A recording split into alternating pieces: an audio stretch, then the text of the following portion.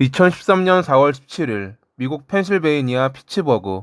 평범한 하루의 끝처럼 보였던 이날 밤, 클라인 박사는 늘 하던 대로 병원에서 환자들을 진료하고 학회 준비를 마친 뒤 병원 건물을 빠져나왔습니다. 저녁 11시 반 무렵 집으로 돌아왔던 그녀는 이날이 생애 마지막 밤이 될 줄은 꿈에도 몰랐을 것입니다.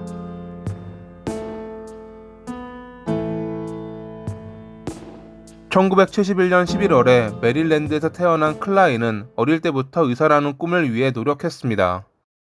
언제나 좋은 성적을 유지하던 그녀는 결국 의과대학에 들어갔고, 일부러 가장 어려운 수업을 듣는 등 훌륭한 의사가 되기 위해 공부했습니다.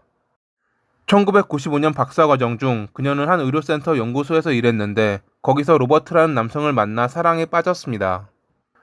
그는 그녀보다 23살이나 많았고 이혼한 전력과 2명의 성인 자식을 데리고 있었지만, 이미 그에게 빠져버린 그녀에게는 아무런 문제도 아니었습니다.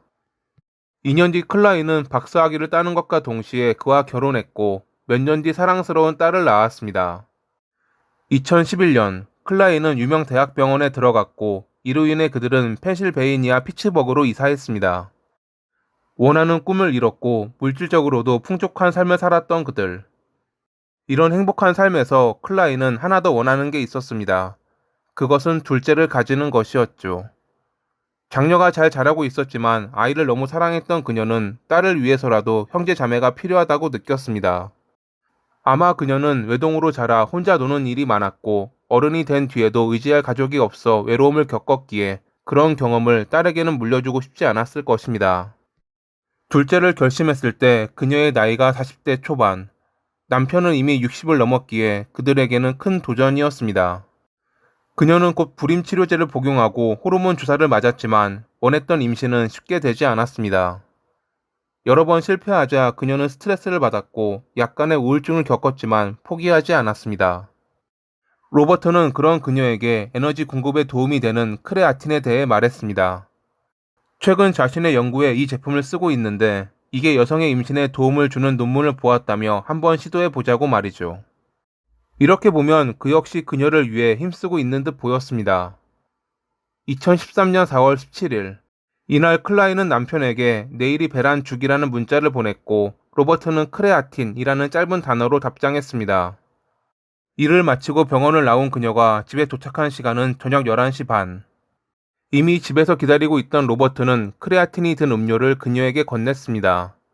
그리고 11시 52분, 그는 911에 전화해 갑자기 아내가 쓰러졌다며 뇌졸중인 것 같다고 말합니다. 참고로 그녀는 과거에 뇌졸중 증상을 보인 적이 한 번도 없었습니다. 약 10분 뒤 구급차가 도착했고 그녀는 가장 가까운 병원, 즉 자신이 일하는 병원으로 옮겨졌습니다. 좀 전에 퇴근했던 그녀가 의식을 잃은 채 실려왔다는 소식에 당시 당직을 섰던 동료 의사는 깜짝 놀랐다고 합니다. 그녀가 쓰러진 원인을 알기 위해 그들은 우선 혈액 검사를 하려고 했지만 어째서인지 체열이 어려웠습니다. 다른 검사를 이어가며 계속 체열을 시도했지만 번번이 실패했죠. 결국 그들은 새벽 1시가 되어서야 그녀의 심장 쪽에서 첫 혈액 샘플을 채취할 수 있었습니다. 그런데 그녀의 피는 좀 이상했습니다. 그들이 흔히 보았던 색이 아닌 마치 네온처럼 빛나는 밝은 붉은색이었죠. 그것을 본 한 사람이 청산가리? 라고 외쳤습니다. 청산가리에 중독된 환자는 호흡을 통해 들어온 산소를 다 소모하지 못하기 때문에 혈액의 색이 헤모글로빈과 산소가 결합됐을 때 나타나는 밝은 붉은색을 띈다고 합니다. 그리고 혈액순환도 원활하지 않아 체열에 어려움이 있기도 하고요. 그녀가 이렇게 된 게 청산가리 중독일 가능성을 염두에 둔 그들은 바로 독성 검사를 위해 혈액 샘플을 보냈습니다.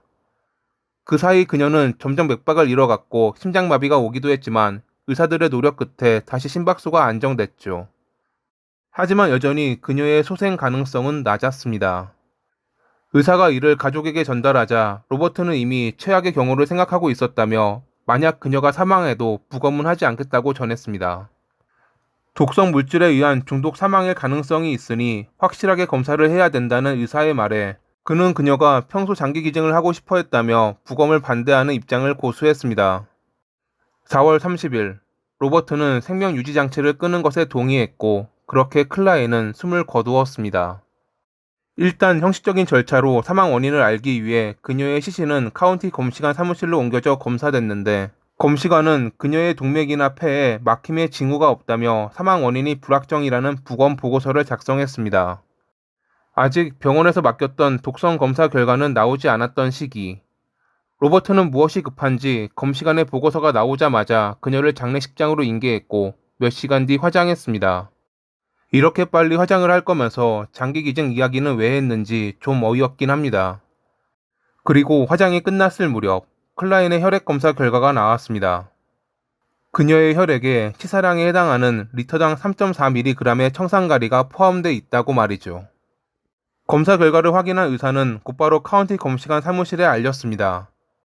검시관은 장례식장에 연락했지만 이미 그녀는 화장된 뒤였기에 일단 병원에서 보관 중이던 그녀의 혈액을 다시 한번 검사했습니다. 그리고 이 두 번째 검사에서도 역시 그녀의 혈액에는 청산가리가 포함되어 있다는 결과가 나왔죠. 그녀가 스스로 먹었다, 우연히 먹었다, 누군가 그녀에게 먹였다 라는 세 가지 가능성에 대해 경찰이 조사에 나섰습니다. 조사 결과 그녀가 임신 문제로 약간의 우울증을 겪긴 했지만 이런 선택을 할 사람은 아니었습니다. 그리고 우연히 청산가리를 먹을 환경에 놓인 사람도 아니었죠. 그럼 남은 건 누군가 그녀에게 청산가리를 먹였다는 것인데 경찰은 그녀의 남편인 로버트를 의심했습니다. 그가 급하게 그녀를 화장했던 점, 사건 당일 그녀에게 크레아틴을 주었던 걸 숨겼던 것 등 여러 의심스러운 부분이 많았거든요. 그리고 경찰이 그를 찾아가 클라인의 사인이 청산가리라고 했을 때 그는 왜 그녀가 자신에게 그런 짓을 했을까요? 라는 말을 했습니다. 마치 그녀가 스스로 그랬다는 걸 어필하는 느낌이었죠. 그는 조사에 협조적으로 보였지만 정작 중요한 건 숨기고 있다는 걸 경찰은 알아냈습니다. 일단 그는 사건 발생 이틀 전 청산가리를 구매했고 다음날 꼭 배송해달라고 요청했습니다. 그의 실험실에서는 당시 청산가리를 사용하는 실험이 없었는데 뭐가 그리 급했던 것일까요? 경찰은 실험실에서 8.3g이 사라진 청산가리 용기를 발견했습니다. 그 용기에는 로버트의 지문만이 나왔다고 합니다. 이에 대해 그는 왜 그게 개봉돼 있는지, 누가 사용했는지 전혀 모른다고 주장했습니다. 여전히 범행을 부인했지만 앞선 정황 증거들은 그가 범인일 가능성이 높다는 것을 말해주고 있었습니다. 만약 그가 범인이라면 왜 아내를 살해하려 했을까요? 분명 남들이 보기에는 좋은 부부 사이였는데 말이죠. 클라인과 친했던 사촌에 의하면 최근 그녀는 그와 이혼을 준비하고 있었다고 합니다. 둘은 학문적 파트너십과 상호 존경을 기반으로 관계를 시작했지만 시간이 흐르면서 권력 불균형과 통제적인 분위기가 드러났습니다. 클라인은 점점 더 자신의 독립성을 추구했으며 특히 의료계에서 성공을 거두면서 자신만의 경력을 확장하고자 했습니다. 이에 대해 로버트는 질투와 불안감을 느꼈고 그녀가 연락이 안 되면 안달하기도 했습니다. 또한 그들이 주고받은 문자를 확인한 결과 클라인에 비해 로버트는 둘째 아이를 갖는데 소극적이었고 그녀의 노력에 냉담하게 반응했습니다. 클라인은 지인에게 혼자라도 아이를 낳고 싶다라고 표현할 정도로 둘 사이는 점점 균열이 가고 있었습니다. 로버트는 종종 아내가 다른 사람들과 주고받는 이메일을 몰래 보았습니다. 특히 사건 며칠 전 클라인은 다른 남성 동료와 친근한 이메일을 주고받았는데 이걸 몰래 확인한 그는 강한 질투심을 느꼈을 것입니다. 실제로 로버트와 자주 대화를 나눴던 지인은 그가 아내의 성공과 인간관계에 대해 질투심을 보였다고 증언하기도 했죠. 결정적으로 그의 컴퓨터에서 청산가리 효과, 브라우저 기록 삭제 등의 검색 기록이 발견됐습니다. 이런 정황 증거들로 인해 그는 체포됐고 2014년 10월 23일에 재판이 열렸습니다. 변호 측은 검사 결과가 잘못됐다, 물적 증거가 없다는 등 무죄를 주장했지만 배심원단은 검찰 측의 손을 들어주며 유죄를 판결. 재판부는 그가 계획적으로 범행을 저질렀다며 가석방 가능성 없는 종신형을 선고했습니다. 좋은 의사이자 따뜻한 엄마, 자랑스러운 딸이었던 클라인. 그녀의 꿈과 사랑이 오래도록 기억되길 바라며 이만 마칩니다. 항상 시청해주셔서 감사합니다.